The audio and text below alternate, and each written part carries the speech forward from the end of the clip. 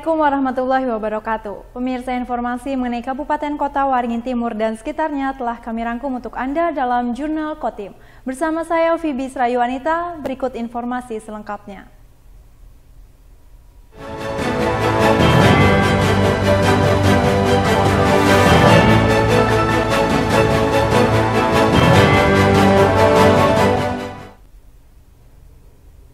Pemerintah Kabupaten Kota Waringin Timur memperingati Hari Kesehatan Nasional yang jatuh pada tanggal 12 November. Peringatan ini jadi momen untuk terus berbenah, terutama pada transformasi pelayanan kesehatan.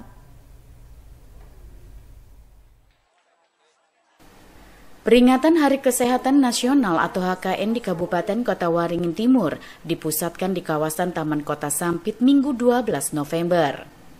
Peringatan ini diisi dengan berbagai kegiatan, salah satunya pelayanan pemeriksaan kesehatan gratis.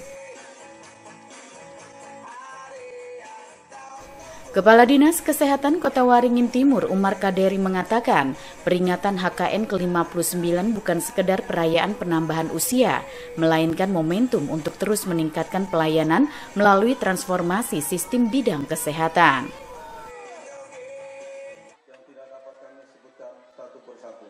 Salah satu yang menjadi perhatian khusus adalah transformasi pelayanan kesehatan primer dengan fokus pada kegiatan promotif dan preventif. Umar Kaderi menjelaskan, transformasi pelayanan kesehatan primer dilakukan dengan mengintegrasikan seluruh fasilitas kesehatan yang ada, termasuk juga berkolaborasi dengan masyarakat. Seluruh masyarakat berhak mendapat pelayanan kesehatan, termasuk melakukan screening kesehatan secara berkala sesuai siklus hidup manusia, mulai dari bayi, anak, remaja, dewasa, hingga lansia, sehingga derajat kesehatan masyarakat bisa semakin meningkat. Jadi transformasi layanan primer itu adalah untuk mewujudkan masyarakat sehat, masyarakat mandiri dalam artian mereka bisa mendeteksi sakitnya sendiri, bisa mengobati dirinya sendiri, bisa melakukan pencegahan di usia dini. Setelah mandiri, kemudian dia produktif, orang sehat sehingga bisa melakukan kegiatan-kegiatan yang produktif dan berkeadilan. Berkeadilan dalam artian bahwa seluruh masyarakat Indonesia, khususnya Kabupaten Kota ini berhak untuk mendapatkan layanan kesehatan, dan integrasi layanan primer itu adalah kolaborasi antara masyarakat dan tenaga kesehatan. Kita lebih mengoptimalkan kepada promosi dan preventif kesehatan. Kita melakukan screening kesehatan seluruh masyarakat sesuai dengan siklus hidupnya. Sehingga momen pada hari ini adalah kebersamaan kita antara masyarakat dan pemerintah untuk sama-sama melakukan promotif dan preventif di bidang kesehatan. Wakil Bupati Kota Waringin Timur Irawati berpesan agar pelayanan kesehatan yang dinilai sudah cukup baik bisa semakin ditingkatkan. Untuk pelayanan kesehatan sendiri, saya tidak meragukan lagi, memang tenaga kesehatan Kabupaten Kota Waringin Timur pelayanannya itu sudah semaksimal mungkin. Tadi sudah saya sampaikan yang mana dari raihan nilai akreditasi dari rumah sakit itu paripurna, terus juga di tahun ini kita menambah paripurna juga puskesmas. Ada puskesmas Ketapang 1 dan puskesmas Samuda. Dan lebih membanggakan lagi itu adalah puskesmas Tebang Penyawan yang memang di ujung tetapi pelayanannya tetap maksimal, itu mendapat predikat utama, sedangkan di sana tidak ada dokter. Jadi kalau untuk kekompakan di dunia kesehatan pendidikan Kabupaten Kota Waringin Timur itu tidak diragukan lagi, dan alhamdulillah kami atas nama pemerintah daerah berterima kasih atas kinerja mereka semua, karena mereka bekerja tanpa kenal lelah, intinya untuk melayani masyarakat Kabupaten Kota Waringin Timur dan untuk kemajuan Kabupaten Kota Waringin Timur. Selain kegiatan di Taman Kota Sampit yang menjadi puncak peringatan HKN ke-59 di Kota Waringin Timur, sebelumnya juga telah dilakukan berbagai kegiatan seperti bakti sosial, pemeriksaan kesehatan gratis hingga lomba voli dan tenis meja. Mashud Badarudin, Hayat TV.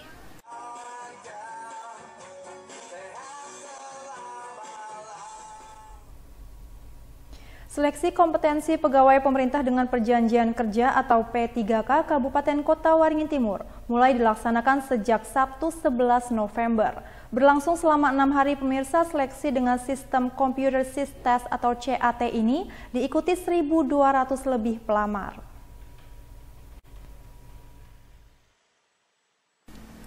Seleksi kompetensi P3K Kabupaten Kota Waringin Timur dilaksanakan di Balai Diklat Badan Kepegawaian dan Pengembangan Sumber Daya Manusia atau BKPSDM setempat.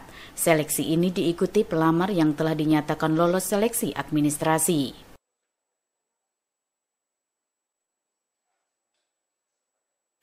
Seleksi kompetensi dengan sistem komputer assisted test atau CAT ini berlangsung 6 hari dari tanggal 11 hingga 16 November. Dalam setiap harinya, seleksi kompetensi dibagi 3 sesi dengan jumlah 70 orang per sesinya.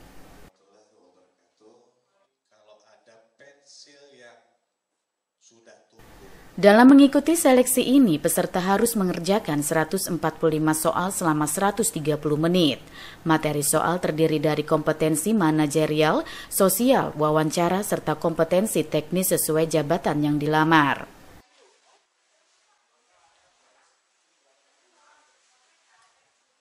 Seleksi P3K dibagi menjadi 2 kategori, yakni kategori khusus untuk tenaga kontrak yang telah bekerja minimal 2 tahun, serta kategori umum dengan pengalaman kerja sesuai formasi yang dilamar. Formasinya saya kan jurusan agama Hindu, dari Kecamatan Antangkalang, Kotim paling ujung. Lumayan sudah nunggu ini nah. Kalau mengabdinya ya 15 tahun lebih lah. Sedang. Itu untuk formasinya apa, Bu? Guru agama atau Guru agama. Kalau hari-hari saya ngajar kan merangkap sambil ngajar kelas. Sambil juga agama, tapi ya nunggu dari pemerintah siapa tahu ada rasa ada rezeki ya supaya bisa kayak orang juga. Itu jauh-jauh dari Antangkalang sampai sini lumayan. Kepala BKPSDM Kota Waringin Timur Komarudin Makalepu mengatakan, seleksi kompetensi P3K diikuti 1.200 lebih pelamar dengan 1.089 formasi bidang pendidikan, kesehatan dan teknis, namun tidak seluruh formasi terisi karena tidak ada pelamar.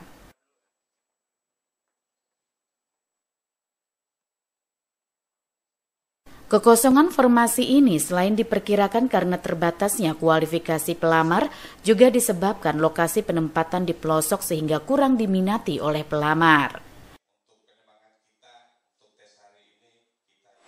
Kalau formasi kita 1085 kalau tidak salah ya, 1089.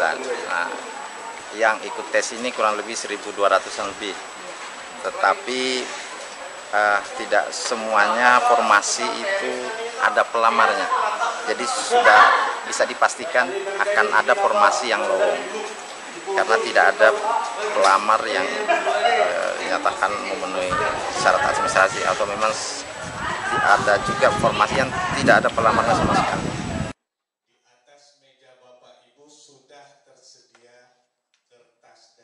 Spesialis kita buka di Paringgian, di Samuda, itu karena sangat langka. Dokter umum juga kita buka, ada beberapa yang tidak ada pelamarnya, penyamua.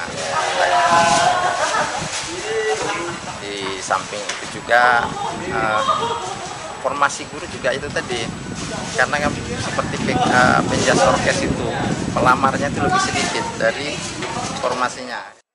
Formasi P3K tersebut sebenarnya telah menjadi kebutuhan daerah dalam pemenuhan aparatur sipil negara atau ASN, sehingga kekosongan formasi akan diusulkan kembali pada perekrutan ASN berikutnya, baik P3K maupun CPNS. Mashud Badarudin, Hayat TV.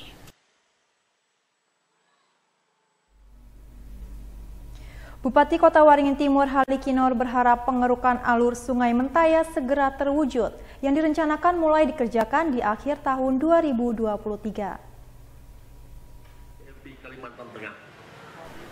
Halikinor menjelaskan Sungai Mentaya lebar namun dangkal. Dalam 1 kali 24 jam, hanya 6 hingga 7 jam saja digunakan saat akhir pasang. Oleh karena itu perlu dibuat alur baru agar dapat dilalui kapal 24 jam.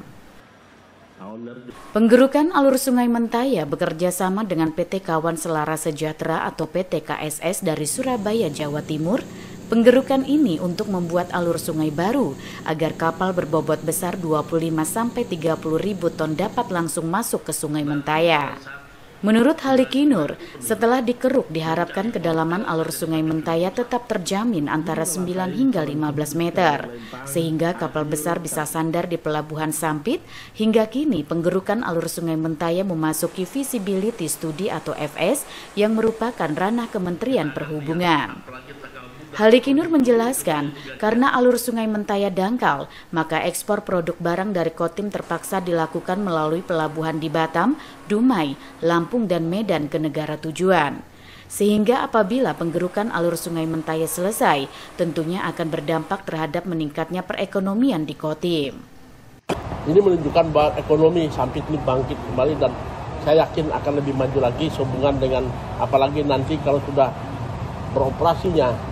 Kita saat ini sedang proses MS ya, itu alur Mentaya. Jadi yang bikin tol Mentaya itu, kalau itu jadi, ekspor kita tidak lagi dari Dumai, tidak lagi dari Lampung, tidak lagi dari Batam, dari Medan, tapi dari Kota Sampit langsung. Karena saya kemarin ketemu dengan Bea Cukai, ternyata ekspor kita itu yang menikmati adalah Lampung, Dumai, Batam, dan Medan. Karena kita pelabuhannya di sana. Karena kita tidak bisa kapal besar, Vessel tidak bisa masuk sini. Yang bobot 20.000 sampai 30 ton. Jika itu berjalan, maka ekspor Kotim akan lancar dan memperoleh komitmen fee yang cukup besar. Sebab pengguna alur Sungai Mentaya yang lewat akan membayar seperti di jalan tol. Nurmansa, Hayat TV. Bupati Haliki Nur optimis maskapai Transnusa mulai beroperasi melayani penerbangan di Bandara Haji Hasan Sampit pada 1 Desember 2023 mendatang. Menurut Bupati Kota Waringin Timur Haliki Nur, beberapa waktu sebelumnya telah bertemu dengan Direktur Utama Transnusa untuk membahas operasional maskapai tersebut di Bandara Haji Hasan Sampit. Pertemuan itu pun mendapat hasil yang cukup positif. Mereka sepakat agar operasional maskapai tersebut bisa segera dilaksanakan dan sesuai kesepakatan. Sementara pada 1 Desember nanti sudah operasional. Haliki Nur menjelaskan, Transnusa adalah maskapai penerbangan dari PT Transnusa Aviation Mandiri. Investor ini termasuk maskapai penerbangan bertarif rendah yang berbasis di Bandara Internasional Soekarno-Hatta yang kini telah melayani berbagai rute di Indonesia. Pesawat Transnusa yang akan beroperasi di Bandara Haji Hasan Sampit rencananya adalah pesawat jet bisnis jenis ARJ-21 yang bisa menampung hingga 90 penumpang. Rencananya pesawat ini akan melayani 4 rute dengan perjalanan pulang pergi atau PP setiap hari, yakni rute Sampit Jakarta, Sampit Semarang, Sampit Surabaya, dan Sampit Banjarmasin. Ini menunjukkan bahwa ekonomi Sampit ini bangkit kembali dan saya yakin akan lebih maju lagi sehubungan dengan apalagi nanti kalau sudah beroperasinya. Kita saat ini sedang proses MS ya, itu alur Mentaya. Jadi yang bikin tol Mentaya itu, kalau itu jadi, ekspor kita tidak lagi dari Dumai, tidak lagi dari Lampung, tidak lagi dari Batam, dari Medan, tapi dari Kota Sampit langsung. Karena saya kemarin ketemu dengan Bea Cukai, ternyata ekspor kita itu yang menikmati adalah Lampung, Dumai, Batam, dan Medan. Karena kita pelabuhannya di sana. Karena kita tidak bisa kapal besar, Vessel tidak bisa masuk sini. Yang bobot 20.000 sampai 30 ton. Dinas Perhubungan Kotim diminta menyiapkan data dan berkoordinasi dengan Kepala Bandara Haji Hasan Sampit terkait potensi jasa penerbangan di Kotim. Tentunya dengan penambahan maskapai penerbangan ini turut membantu mobilitas kelancaran masyarakat khususnya melalui jalur udara. Nurmansa, Hayat TV.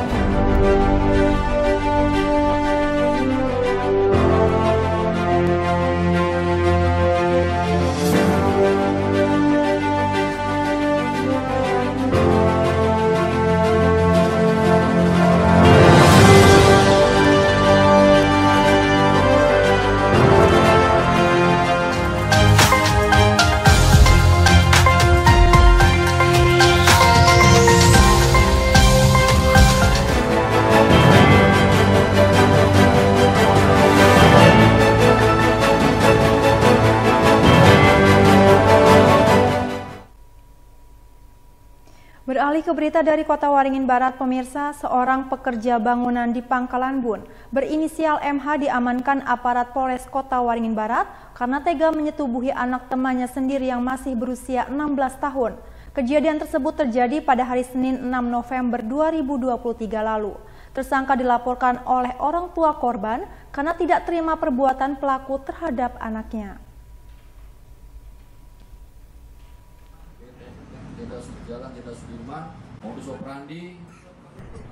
Tersangka kasus persetubuhan anak di bawah umur ini merupakan seorang pekerja bangunan yang bekerja sama dengan orang tua korban.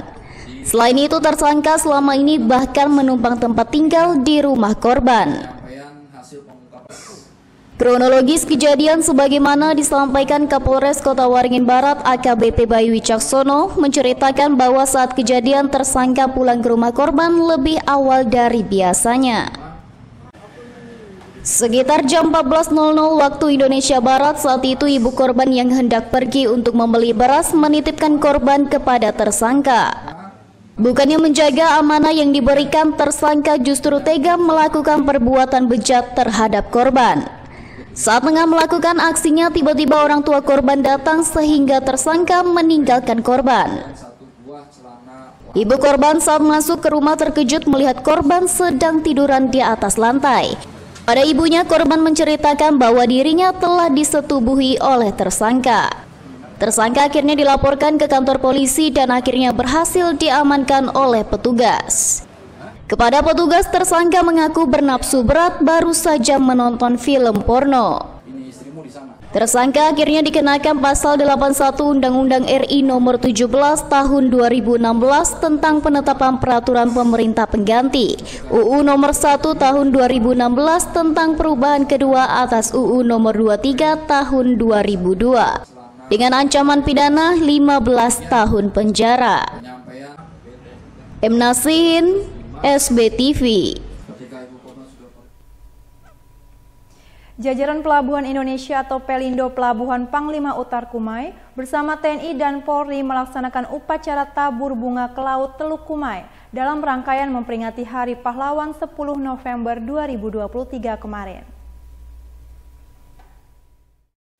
Kegiatan peringatan Hari Pahlawan diantaranya dirangkai dengan kegiatan apel dan juga tabur bunga ke laut di perairan Teluk Kumai untuk mengenang dan menghormati jasa para pahlawan.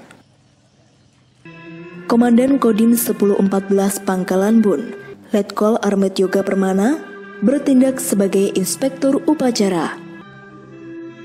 Kegiatan tabur bunga dihadiri oleh pejabat Bupati Kota Waringin Barat Budi Santosa, jajaran pejabat utama TNI Polri di Kota Waringin Barat, para kepala perangkat daerah di lingkungan pemerintah Kabupaten Kota Waringin Barat, KSOP Kumai, para juriat pahlawan kemerdekaan yang ada di Kota Waringin Barat, anggota Yayasan Sejarah Panglima Utar Kota Waringin Barat, anggota AMPP 46, serta tokoh masyarakat Kota Waringin Barat, khususnya Kecamatan Kumai. Upacara tabur bunga di Laut Teluk Kumai diawali dengan mengheningkan cipta, selanjutnya prosesi pelarungan karangan bunga dan penaburan bunga ke laut yang dipimpin oleh Komandan Kodim 1014 Pangkalan Bun, Letkol Armet Yoga Permana, bersama pejabat Bupati Kota Waringin Barat Budi Santosa dan para undangan yang hadir. Range Manager Pelabuhan Bumi Harjo Kumai, Juvencius Andre Kartiko menjelaskan, tema peringatan Hari Pahlawan tahun ini adalah semangat pahlawan untuk masa depan bangsa dalam memerangi kemiskinan dan kebodohan. Dalam hal ini, Pelindo Group telah peduli dengan program tersebut untuk menuntaskan kemiskinan. Saat ini Pelindo Group juga telah melakukan survei dan pemetaan terhadap warga yang berhak menerima bantuan. Pelindo Group dalam hal ini peduli dengan program-program yang sudah dijalankan Pelindo untuk berusaha mengentaskan kemiskinan dan kebodohan, terutama untuk di Kumai. Kami berusaha untuk saat ini kita sedang melakukan survei dan pemetaan di mana wilayah-wilayah yang barangkali kita bisa memberikan bantuan dan perhatian kita Jadi itu yang menjadi program kita PT Pelindo, dan kedepannya kita berharap bahwa PT Pelindo bisa memberikan kontribusi positif untuk daerah Kumai dan sekitarnya. Upacara tabur bunga di Laut Teluk Kumai yang difokuskan di Pelabuhan Panglima Utar Kumai merupakan wujud pemberian penghargaan dan penghormatan atas jasa dan pengorbanan para pahlawan yang telah gugur pada pertempuran laut dalam upaya merebut dan mempertahankan kemerdekaan negara dan bangsa Indonesia, khususnya di Kecamatan Kumai. Jamri, SBTV.